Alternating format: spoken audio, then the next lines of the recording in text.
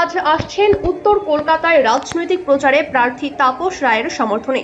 এখনো পর্যন্ত যা খবর পাওয়া যাচ্ছে, উনি সর্বপ্রথম আসবেন বাগবাজার মায়ের বাড়ি, ওখান থেকে শ্যামবাজার পাঁচমাথার নেতাজির প্রতিকৃতিতে শ্রদ্ধা ও মাল্যদান, এখান থেকে হুটখোলা জিপে চড়ে স্বামী বিবেকানন্দের বাড়ি, এখানেই শ্রদ্ধা জানাবেন ও ঘুরে দেখবেন বিবেকানন্দের বাড়ি। প্রধানমন্ত্রীর সফরকে ঘিরে শ্যামবাজার থেকে বিবেকানন্দ রোড বিধান সরণি পুরোটাই বন্ধ রাখা হয়েছে নিরাপত্তার খাতিরে।